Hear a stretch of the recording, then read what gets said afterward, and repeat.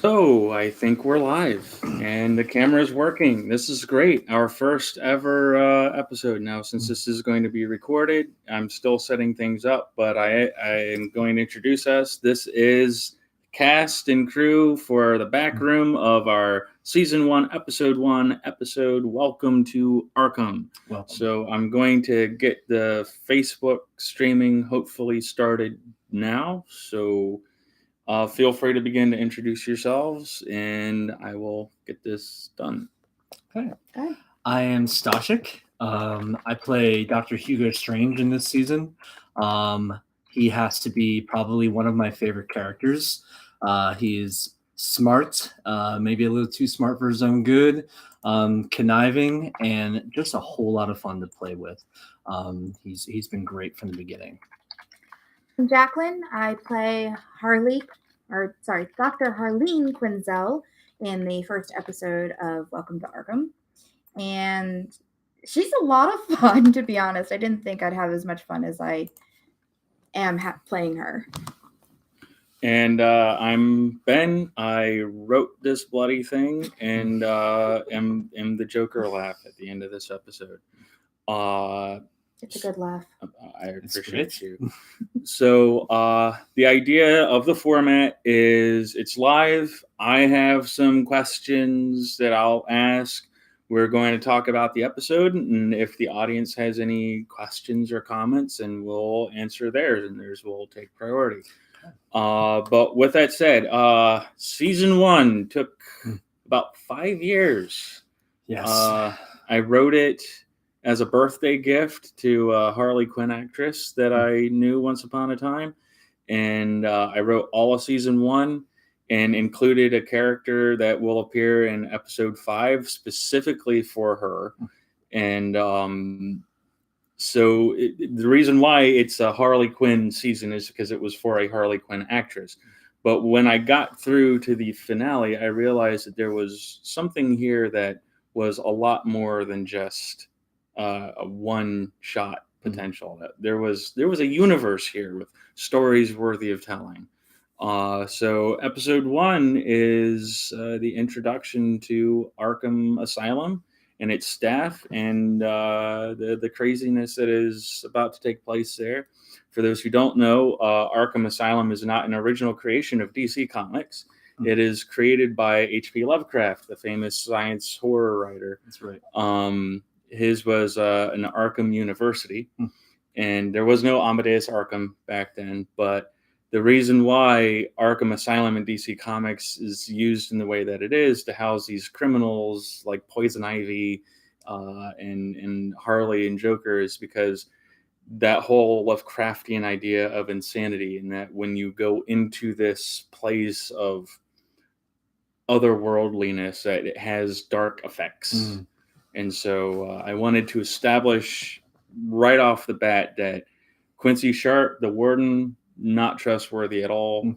Hugo Strange, the big Batman fans will know Hugo Strange as one of the villains who identifies the identity of Batman early. But also introduce someone that shouldn't need any introduction, even though she's going by the name in this episode of Dr. Harleen Quinzel.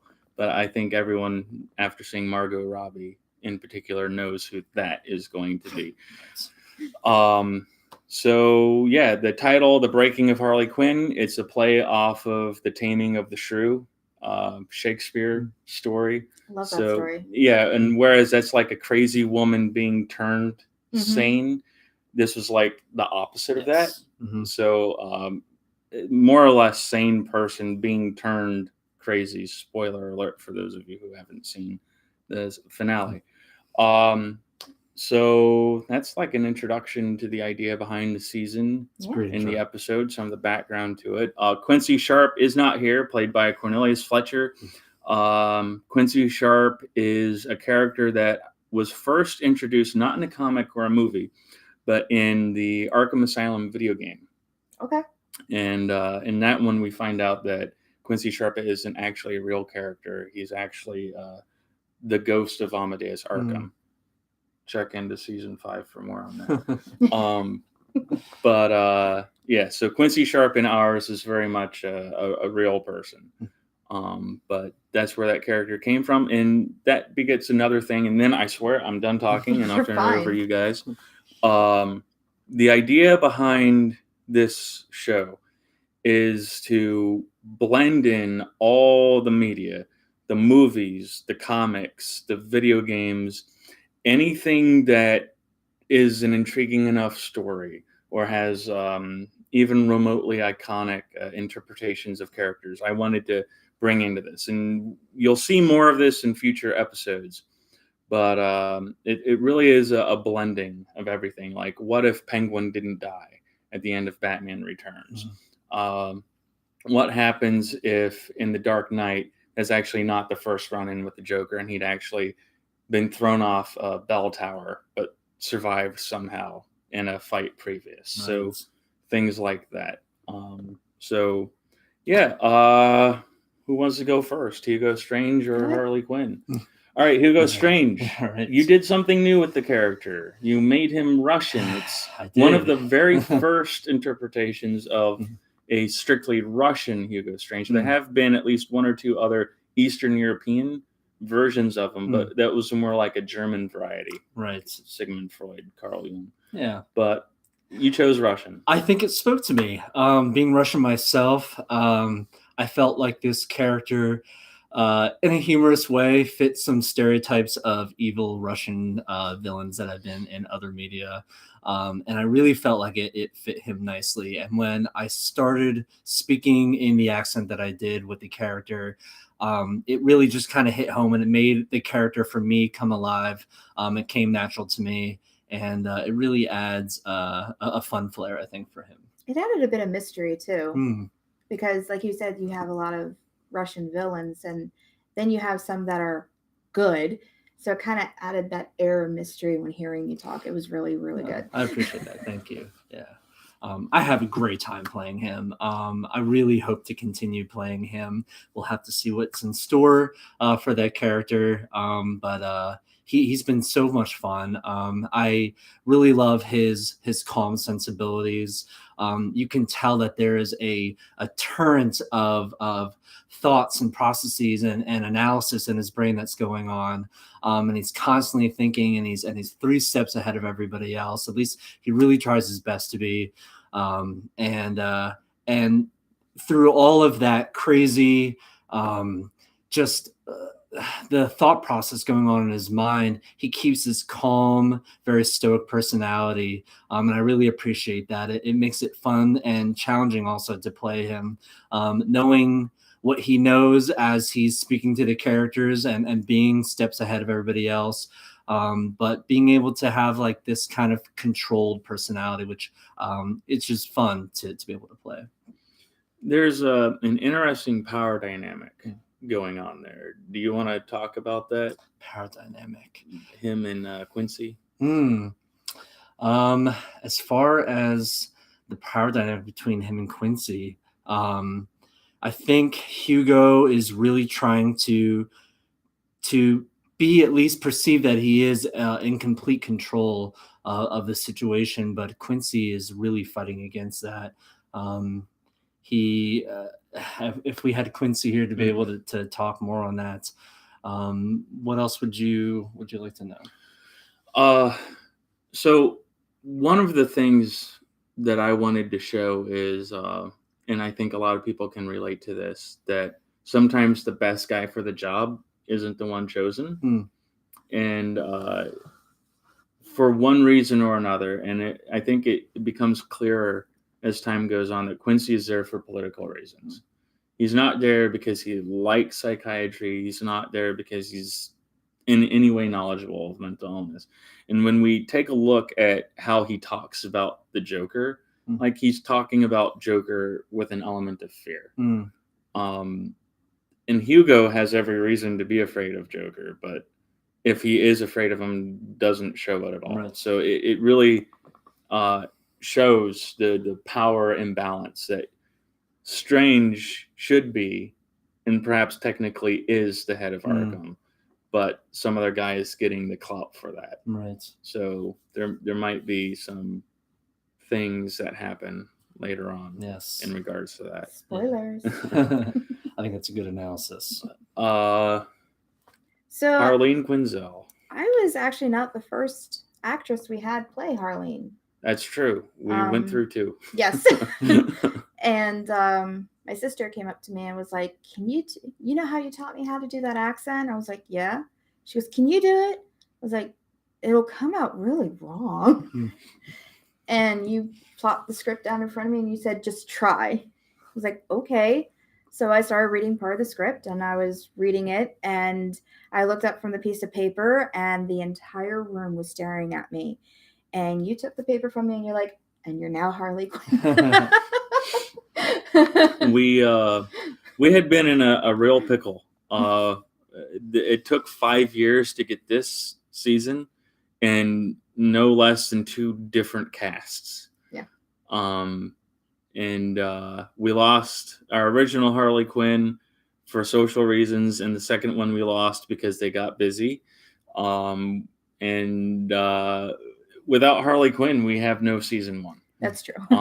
And I remember your audition, and now this is both of your all's first time actually doing acting in like any kind of official and I think even unofficial capacity. Right? Yeah, I did some community theater in middle school, but that's about as far as it went. Okay. Yeah, same for me a little bit. This has been my first really serious gig for this, and it's really been eye-opening, and I've learned so much from it too.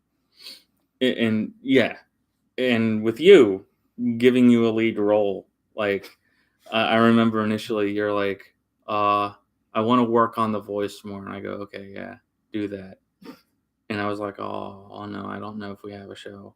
And then 2 weeks later, you came back and you sounded just like Harley Quinn from the animated series. Like, just like her. I did a lot of research. So you actually, both of you are going to come back in as other characters. You will actually eventually be a lead character in a season. And Harley will continue, but she's a big character. She's not going anywhere. But she's a fan favorite. You get to play all 3 female leads. I know, and one of them's my favorite. So there will be moments where she will be talking to herself in multiple accents, but we'll get to that. Yeah, it gets. Oh, those! I spent like maybe. What was it, 2 hours on just my one scene because I had to keep flipping between the voices and I couldn't turn them off right away. I got better with it, but I couldn't turn them off right away. So I had to have someone read, then I had to take a moment, redirect myself, and do the other accent. It's a really big challenge, a part of that. Experiencing some similar things myself.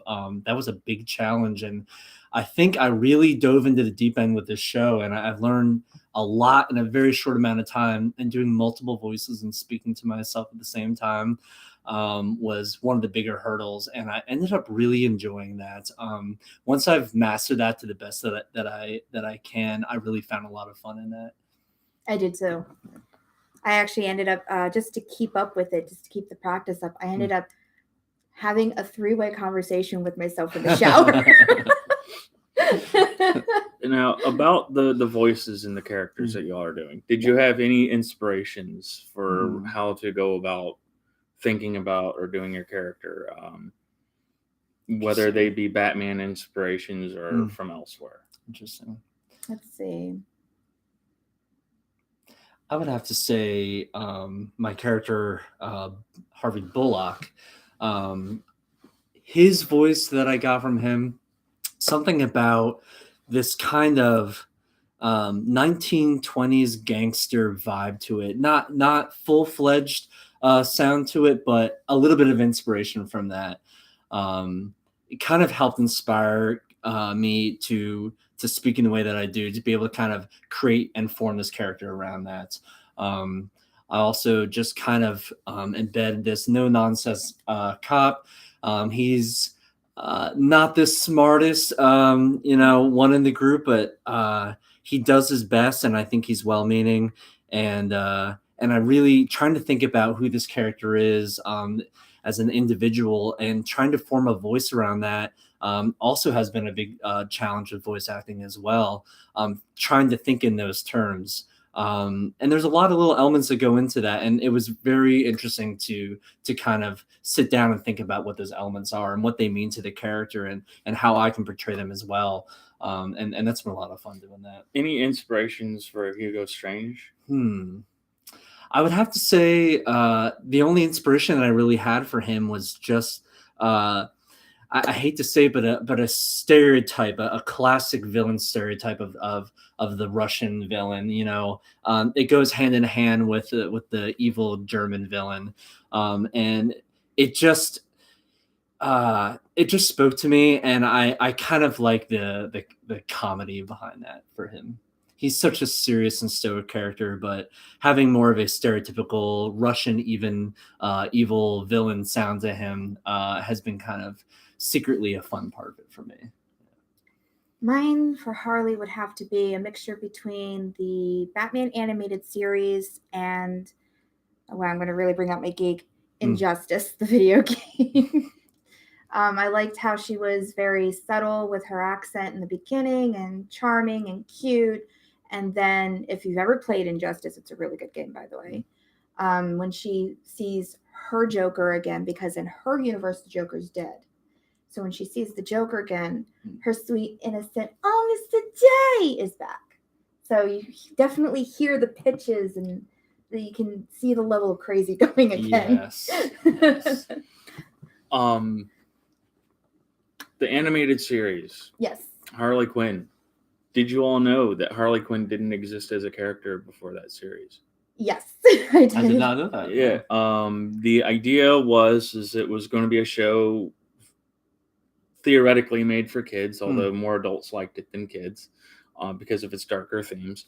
But to try to hook in the kids to the crazy Joker, they wanted to bring in a cute, adorable sidekick. And so that's what Harley Quinn was this cute, adorable sidekick who was supposed to play off of the Joker's jokes and like amplify them in a kid-friendly way. Interesting. Obviously, things have changed. Yeah. What an evolution. I mean, favorite. Margot Robbie's Harley Quinn is the first rated R version of the character that ever existed, in one of the first rated R Batman media ever made.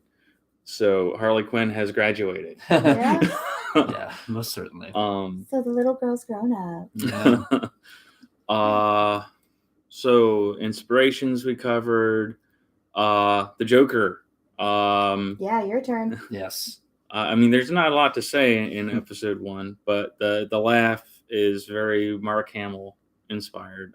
Mark Hamill played the voice of Chucky in the new Child's Play. He's been Skeksis in the Dark Crystal show. Yes. And it goes without saying, most famously, Luke Skywalker for the entire run of Luke Skywalker up until they've started doing the young dubs of the character. Right. So Mark Hamill has been the Joker in more things than any other single person. He's been the Joker in most of the animated series and most of the video games. I think he only hasn't played the Joker in the live action movies. But he has been the Joker in a live action television show. It only had a handful of episodes. It was called Birds of Prey. And it was about the daughters of some of the mainline villains. No affiliation to the Birds of Prey movie that came out recently. Right. But he plays the Joker in a very blurry image where he shoots Catwoman. Okay. So you can't tell it's him, but it's his voice. Interesting. So yeah, I've seen him do a lot of cameos where he's reprised his cartoon roles. Yeah. He's reprised, if you've ever watched the CW's Flash, he's reprised his role in the Flash, where he was in the cartoon show as well. Oh, I didn't know he was in the cartoon show. Same character too. Oh. And if you close your eyes, actually, you'd swear you're watching the animated Batman the Animated Series. Wow. Nice. It's really cool. Very nice. Yeah, so Mark Hamill is the one that I chose because he's been over everything, and perhaps unless you're a hyper nerd, you don't know that he has been. So I wanted to give Mark his due. So any other things you want to add about episode 1 or the characters that you've done? Let's see. I love going back and listening to episode 1. As far as us as actors, I've really enjoyed listening to our evolution and our process in the progress of this show between all of us, including you two sitting here. It's been really fun learning a lot of things throughout this process, just as myself, but watching all of you guys really grow and change your characters and really kind of become your characters in this show has been a lot of fun to see from my perspective too. And as a director, I'm sure you have also really enjoyed that as well. Yeah. Just seeing a creation come to life and having the enthusiasm of everyone involved. As we're wrapping up, I would like to give a special thanks to Brad Gauntz, who did all the artwork. Just like Amazing. I have taken the writing inspiration from a whole bunch of different media with a little bit of imagination. That's a lie. A lot of imagination to bring it all together. He did the same thing with the characters. Yeah. And in particular, when you look at the artwork for Harley Quinzel, his artwork for her actually changes while the character changes throughout the series. Yeah. Until you get to Harley Quinn. And also, if you're paying attention to the credits, in the credits, there's also an indication that there's a character change. She's Dr. Harleen Quinzel in this one, but eventually she'll just be Harleen Quinzel until finally she is just Harley Quinn. Right. So special thanks to him and Kevin Sullivan for doing all the video work. All the audio stuff that I do and all the acting that we do matters not if we just have a black screen sitting in front of you.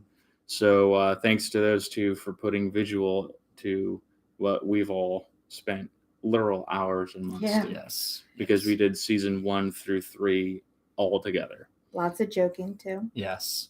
We had a good time in between. Yeah. All right. Well, thank you guys for coming in. Glad to be here. I think it was a lot of fun. Yeah. Thank you all for watching and listening to this show. We've had so much fun, and I hope you guys have had as much fun listening to it as much as we've had making it. If you're watching the replay, go ahead and share it out, and we'll likely do it again.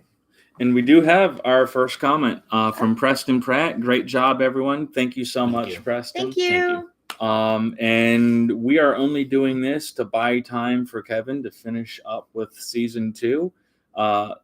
Word through the grapevine is at the close of the day yesterday, he was finishing up season 2, episode 10. Excellent. Nice. It's a 13 episode season. So there's 3 more episodes to go. And all the finales are always the longest ones. So probably within the next couple of weeks, we'll have season 2 done. But we're going to continue these ones because I think they're fun.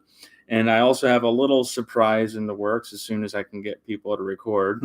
We have little vignettes, which are going to be no more than 1.5 to 2 minutes long each, where Hugo Strange and also Batman are going to be reading through their clinical files for Hugo Strange of each of the villains, and Batman is going to give a battle analysis of each one, how to beat them.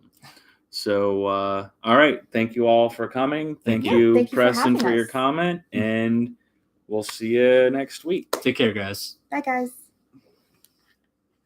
And stream. That was fun.